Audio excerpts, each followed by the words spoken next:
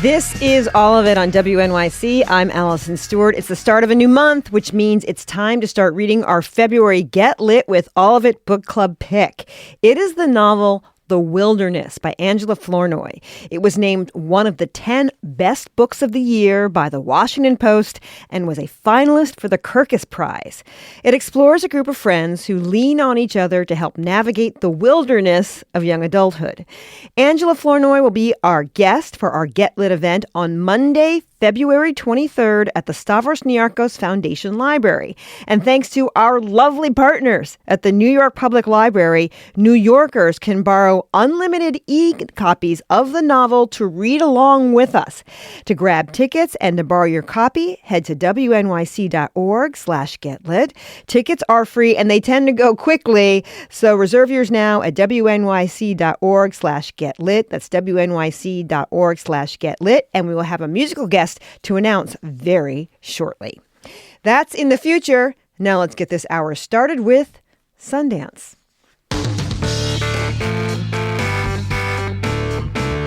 This year marks a big turning point for the Sundance Film Festival, which just wrapped this weekend in Park City, Utah. It is the first festival without the founder, Robert Redford, who died last year at the age of 89.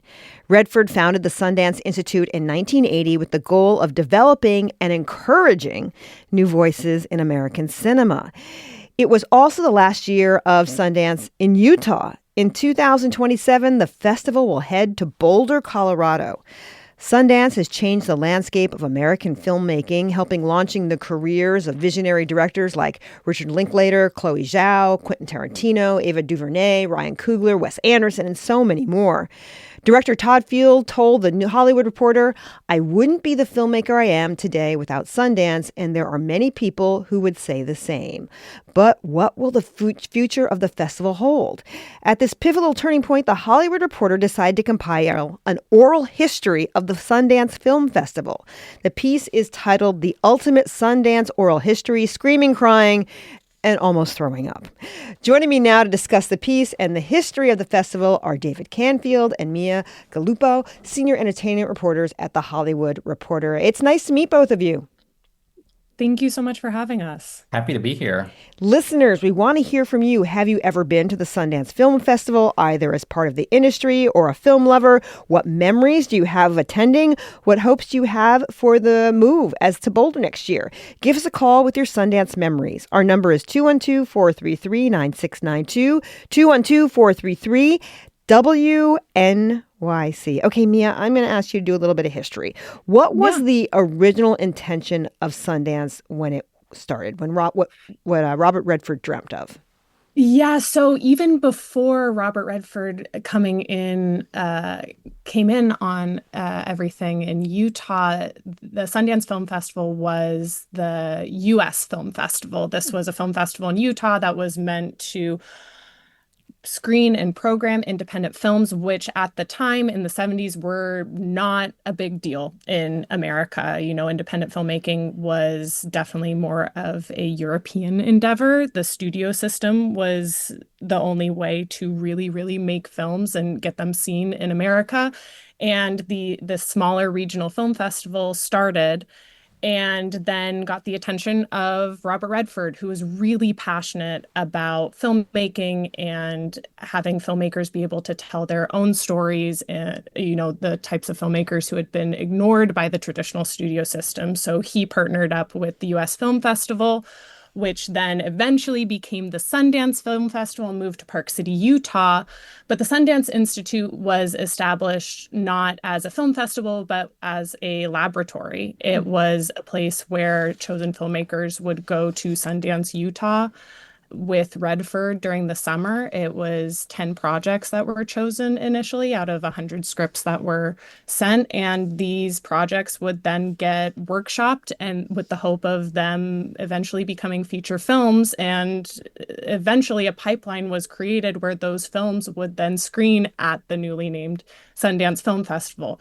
So it's hard to overstate how important Robert Redford was to independent American filmmaking. David, listen to this clip I want to play for you.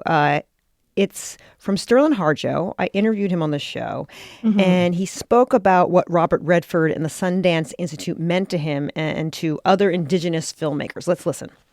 I mean, I wouldn't be sitting here without Robert Redford and his vision. And literally, not just independent film, but he fought for indigenous voices in cinema to tell their stories. And he knew Chief Dan George, and he was basically like, I think that Native people should be able to tell their own stories and be empowered to do so. And he didn't just say that. Like, he played the long game with the Institute of trying to support indigenous voices, and he did. And one of the people that worked for the Sundance Institute was Bird Runningwater, who came and spoke at the University of Oklahoma and found me and brought me into the fold. And then I became part of this sort of Sundance family. And I'm a direct result of Redford's vision. David, what did the directors you spoke with, the people you spoke with for this oral history, tell you about Robert Redford's role? Oh my goodness. I mean, for these filmmakers, regardless of, the level of personal interaction that they had with Robert Redford, in some cases it was extensive, it's been over decades. In some cases it was a few meetings. To what Mia was saying, his entire purpose for developing this festival, for raising all kinds of voices, for establishing a kind of home ground for American independent film was transformational, foundational. It helped establish what the American independent cinema scene could look like. So to them, he was not only a guiding light, but somebody who was incredibly generous with his time, who understood who understood the difficulty of getting films made and the difficulty, particularly for certain maybe underrepresented groups, of getting their movies made. I think Sterling speaks really beautifully to that. And that was a priority for him, regardless of the filmmakers we spoke to, whether it was somebody like Ryan Coogler, Chloe Zhao, Quentin Tarantino, people from all different kinds of backgrounds. He was the figure, right? And he was somebody to whom they could all look in different ways.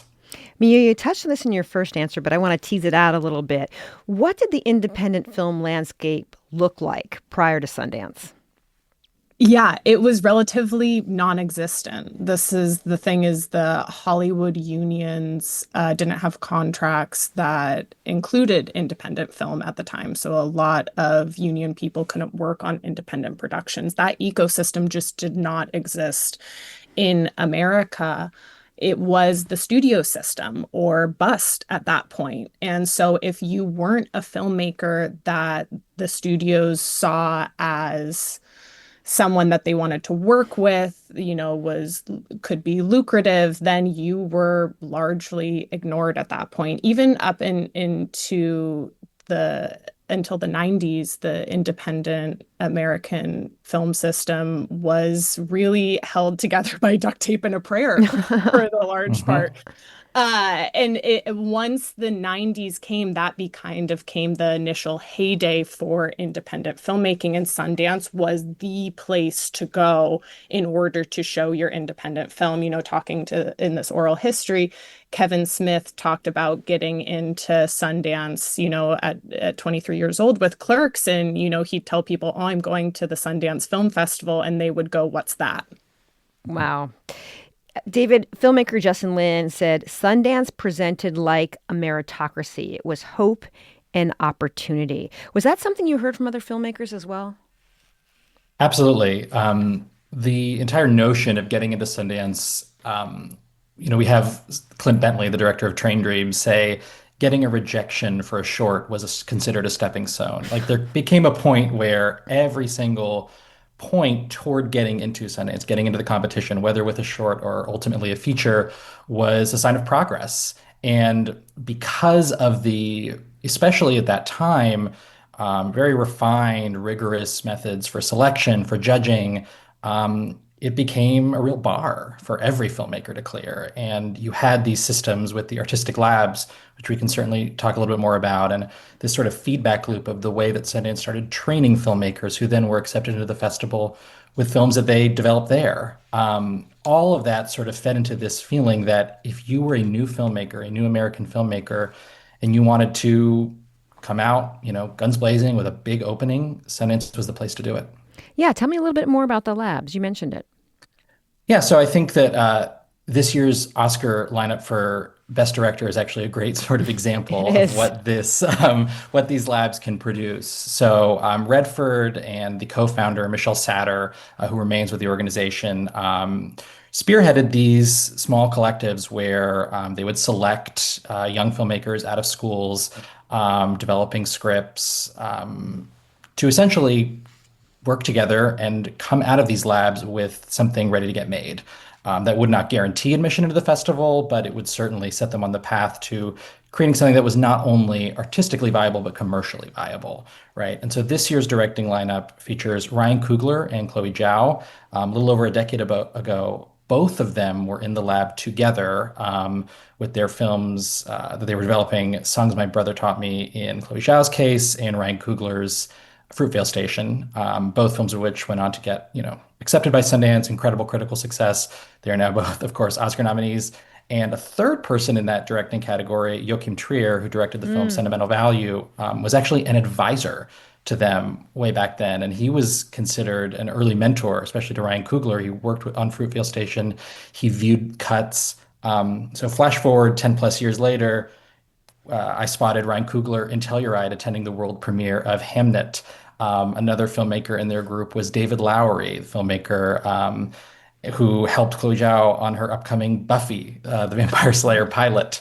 So these kinds of relationships fostered this incredible sense of community, which is something that all the filmmakers we talked to spoke of feeling on the ground at Sundance every single year. My guests are Mia Gallupo and David Canfield, senior entertainment writers for The Hollywood Reporter. We're discussing their piece, The Ultimate Sundance Oral History, in honor of its last year of the Sundance Film Festival in Park City, Utah, and the first festival without founder, Robert Redford. Next year, the festival heads to Boulder, Colorado. Listeners, we'd like to hear from you. Have you ever attended the Sundance Film Festival? What are your memories of attending the festival? What do you hope for the future of it? 212-433-9692, 212-433-WNYC. Mia, in recent years, the festival has been a good place for female filmmakers. Ava DuVernay, Gina Prince Bythewood, Sean Hayter, who won Best Picture for Coda. What did female filmmakers tell you about the festival? Was it a welcoming place for their work? Was it still Hollywood as usual? What do you think? No, it definitely was a welcoming place for their work. It was a place where they were able to screen their movies when the studio system was really seemed intent on keeping them out.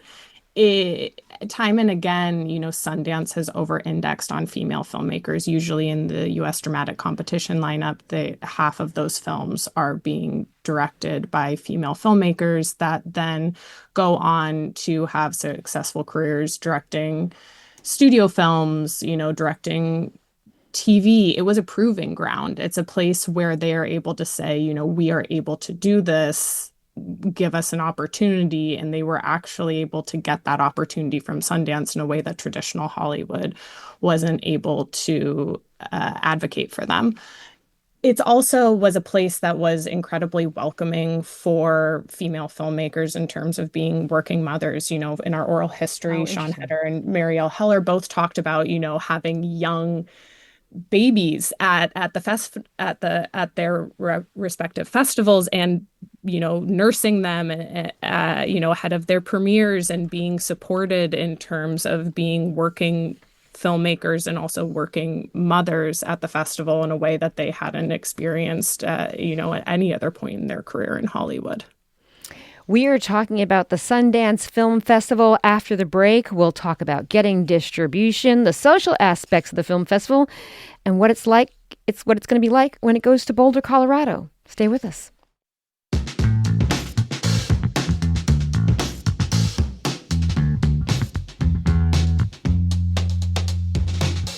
You're listening to All of It on WNYC. I'm Allison Stewart. My guests are Mia Gallupo and David Canfield, senior entertainment writers for The Hollywood Reporter. We're discussing their piece, The Ultimate Sundance Oral History, in honor of the last year of the Sundance Film Festival in Park City, Utah, and the first festival without its founder, Robert Redford. Next year, the festival heads to Boulder, Colorado. Let's talk about distribution, David. How has the festival navigated the balance between the artistic aspects of the festival and the commercial ones?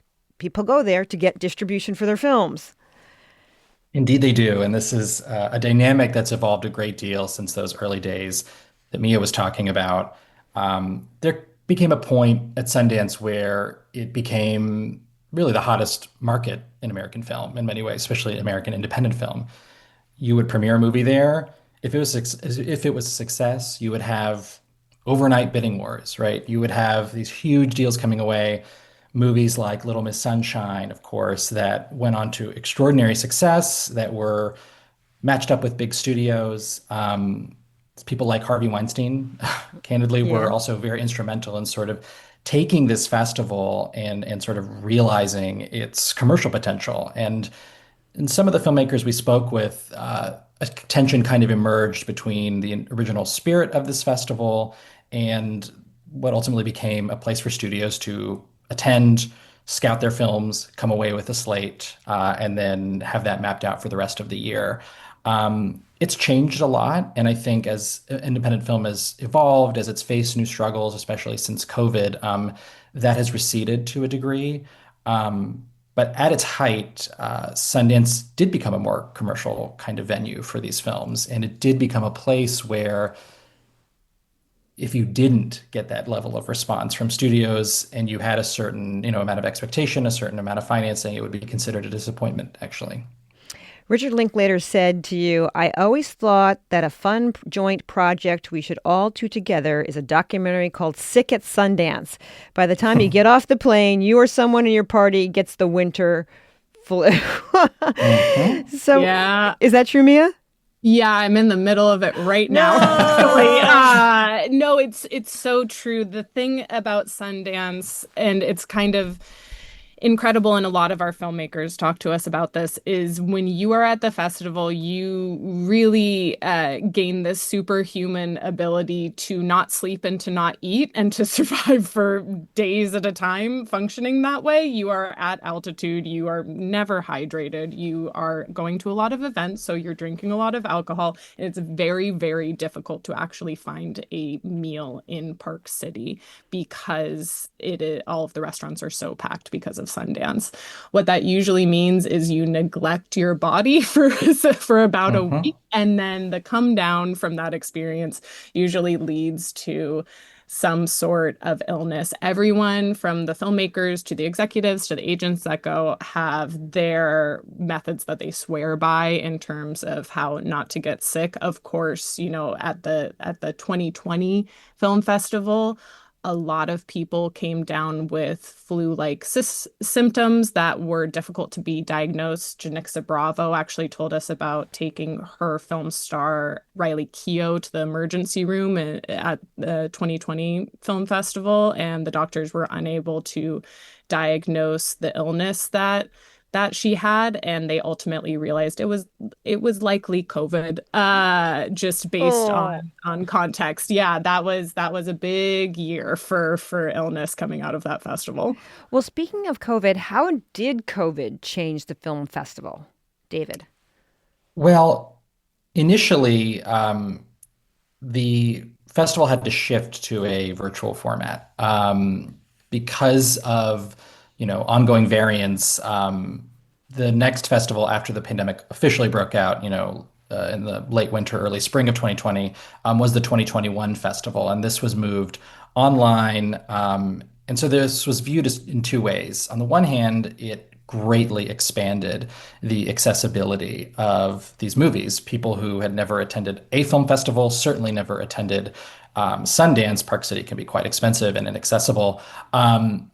Were able to participate. We're able to see these films. We're able to, weigh in on the conversation. Anyone who goes to Sundance knows that one of the most exciting parts is being able to come out of the Eccles Theater and hear the debate around how people thought about the night's big premiere. And suddenly this was happening online. Then, as the pandemic receded somewhat, they were in a bit of a conundrum. And you had the situation where the opportunity for accessibility was not one that the festival wanted to fully take away, but studios, producers, filmmakers also saw the value in having their films premiere only in person in theaters, especially as, concurrently streaming and the, very existential threats to the theatrical experience started becoming a larger and larger Hmm. problem. So you have these things dovetailing at the same time. And where we are now is Sundance is a hybrid festival. Some of the films premiere in the theaters. Some of them are then put on an online platform. Others are not. It's usually up to the studio's discretion, especially in the premiere section, whether or not they want their films to go online. Typically, they do not. But even just at last year's festival, a film called Twinless, starring Dylan O'Brien, that was very well reviewed, was pirated. The leaks went online and it actually had to be removed from the platform. That was one of the more critically acclaimed films in the competition that year, and it was considered, you know, part of the reason why it did take as long for that movie to sell as it did. It's interesting. So I went to the film festival 20 years ago, right? And, it's like one street, you walk up and down it, you go Hmm. see a movie in a school somewhere. I think I was the only person who saw Welcome to Collinwood with Sam Rockwell. And I thought, Yeah. if social media had been there, someone else might have seen the film. How has social media changed Sundance? What do you think, David? Or Mia? Yeah, I'll go. I'll take it first. I think that for starters, it does create a more immediate kind of conversation. The old days of Sundance would be you'd have dailies, daily trades going around the festival. Reviews would not be as immediate. The reaction in the room would be more important, especially to buyers. Now, between posts on X, formerly Twitter, and letterboxd reviews, you have instantly thousands of reactions, Yeah. often going online and kind of instantly determining a film's value to a potential buyer. So that in and of itself just dramatically changes the equation. It kind of, I think, again, dovetails with general shifts in film culture and sort of immediacy with which people react and therefore react to the reactions. But also on a more fundamental level, I think it's allowed for more public engagement with the festival. And I think this is Mm. something they're really going to try to harness in this next chapter, really just taking the enthusiasm you see online, you see for these films that oftentimes do not, generate that level of enthusiasm once they make a general commercial release. Try to find a way to bridge those two things, channel that excitement for the next phase of the festival. Let's talk to Yeah. Rocco from Bed-Stuy. Hey, Rocco, thanks for calling all of it. Thanks for having me. Yeah, I'm calling. For the past couple of years, I've hosted friends in my apartment ever since COVID.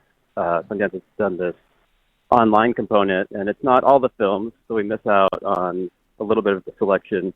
But there's plenty enough that we fill an entire weekend and try to cram some friends into our living room and sort of make a little mini festival Hmm.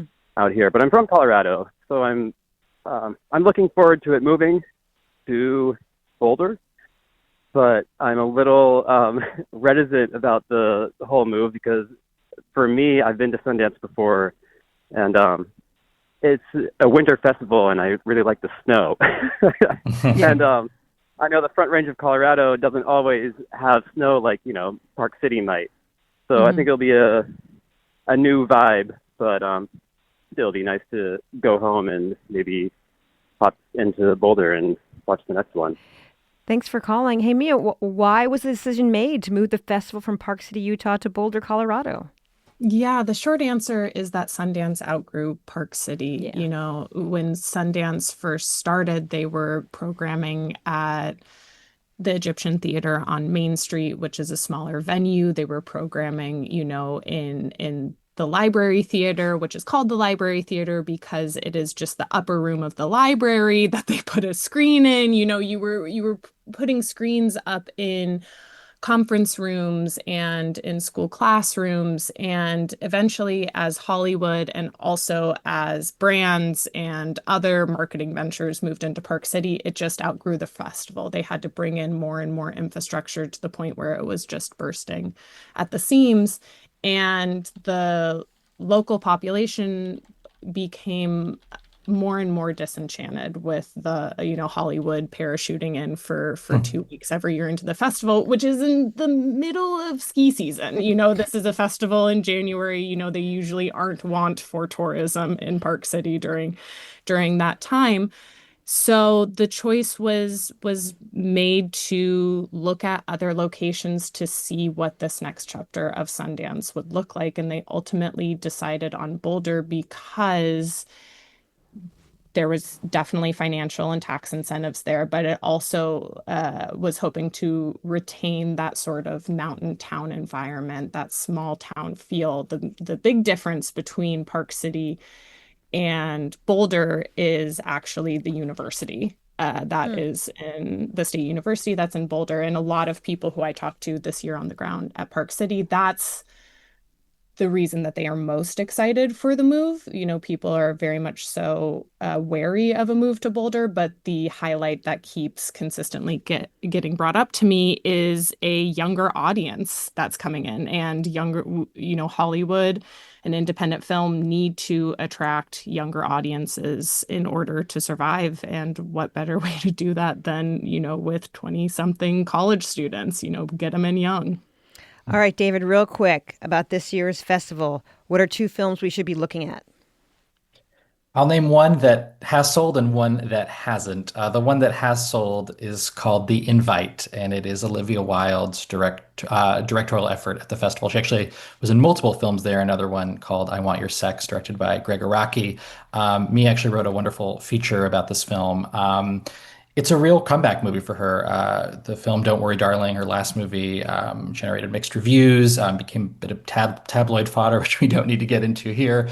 But this is a movie with Seth Rogen, Edward Norton, Penelope Cruz, and Olivia Wilde starring as well. It's kind of compared to a Who's Afraid of Virginia Woolf-esque sex comedy, relationship comedy, generated great reviews and generated an old-fashioned bidding war, the kind we haven't seen in this post-COVID era of Sundance very often at all. A24 came away with the rights.